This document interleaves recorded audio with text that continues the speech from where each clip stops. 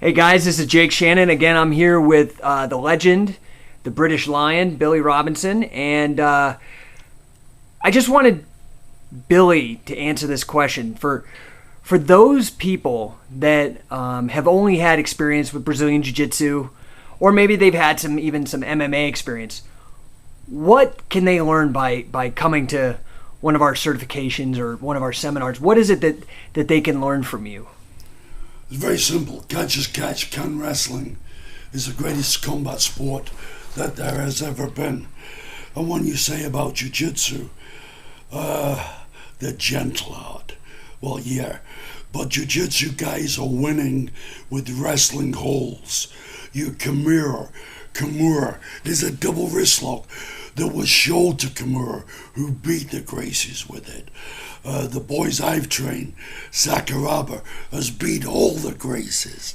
You mix martial arts, the guys stand with their feet so wide apart now, they can't even adjust their hips to get power in the punches or to be able to attack in a grappling manner. And the only way you can learn the whole deal is from catch wrestlers, because catch as catch can wrestling, and wrestlers used to beat every other combat sport in the world. Yeah, it's interesting because it seems like everybody wants to learn the finishing holds, but nobody really can even, it's always a scramble to get them. And the thing that I've really learned from you is things as subtle as a pivot. Change your entire game. It sets everything up. It makes it much easier for standing throws. Not only that, you don't waste as much energy. How to learn to stand, how to learn to attack, how to learn not to go in a defensive mode. You can go into a counter mode where you're countering your opponent's offensive moves. You don't want to be in a defensive position. Well, and one of the things that I think was, from our discussion last night that people didn't hear, but that I think is important to mention, you were saying that most of the great wrestlers weren't these big guys. You said, they were built like you were. They were tall and lanky and lean, and they could do, the leg wrestling. And I think that's a good thing for people to know, that you don't have to be this big bodybuilder, beefy, muscle-bound guy. Some of the greatest wrestlers ever were... Promoters and money men have always liked to show off the big giants so that it interests the public. Oh, look at that guy. He can beat anybody.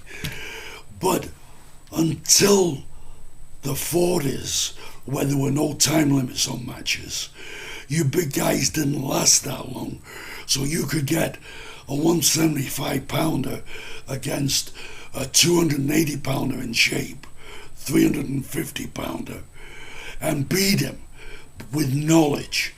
But the promoters didn't want that. Because it didn't sell as much. Yeah, so they wanted to cut the times down.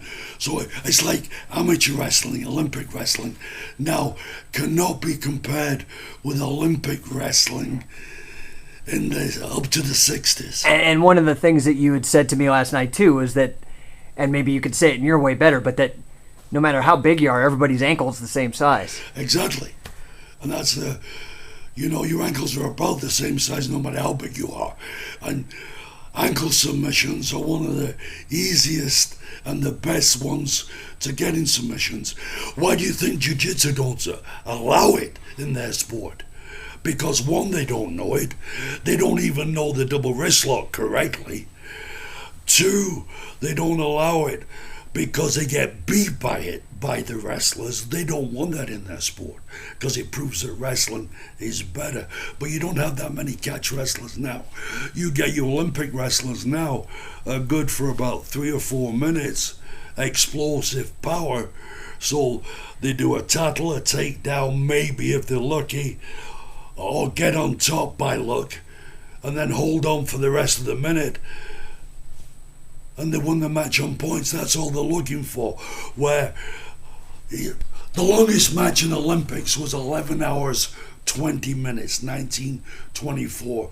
Won by a guy from Wigan, a catch wrestler called Bacon. They called it the Bacon style after that. And then they cut it down to 1 hour.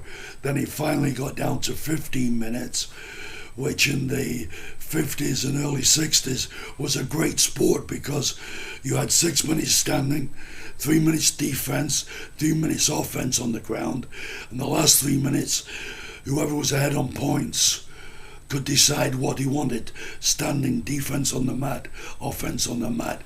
But you had to be an all-round wrestler. And one of the things that I think is interesting is that you had all these great amateur wrestling people. They were top of the food chain in their sport, and then they went to MMA and they unlearned everything they did to learn this Brazilian Jiu-Jitsu kind of paradigm. And Catch as Catch Can really offers this great crossover opportunity for these amateur guys who are very good at what they do. They just don't know submissions to kind of beginning. No, the amateur guys now don't know how to wrestle. It's only a power game. They got very good balance. They got good stamina for the 3-2 minutes that they do. But that doesn't encounter the whole field. Wrestling is physical chess. It's a chess game. And you get a 175-pounder or a 220-pounder in great shape who's got the knowledge. He's as good as anybody in the world at any weight. And all you football players who think they're big and tough and you big strong weightlifters, I took the strongest man in the world. I beat him 7 times in 2 minutes. And he was a man that first clean and pressed 500 pounds. Not in a jerk, but a clean. And the old Olympic press, they've cut that out of the Olympics now, in 1972. And used to play with him.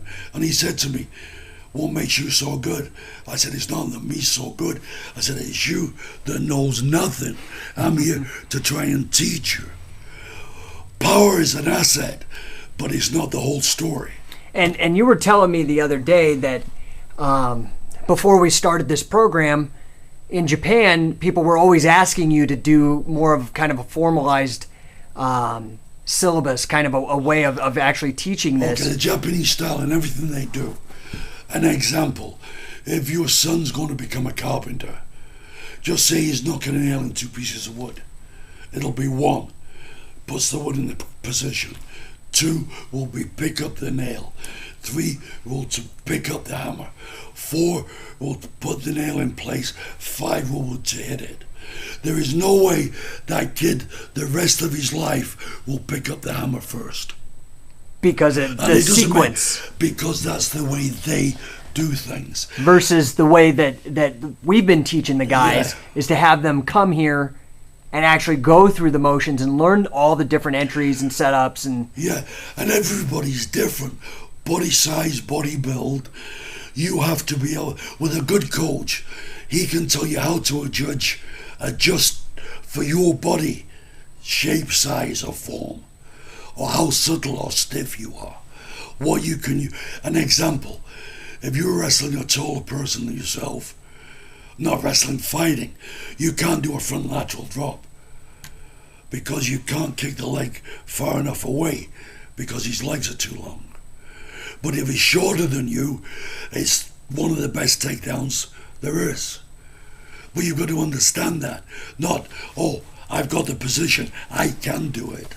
So, in closing, anything else that you would, anybody that's watching this message, what you would like them to know or any kind of action you'd like them to take? Well, I'm one of the last of the old school that knows catch wrestling. And I don't know how much longer I've got around. So if you really want to learn about it and learn different things that you've never seen before in any combat sport, come and see us. Wonderful. Thanks, Billy. Okay.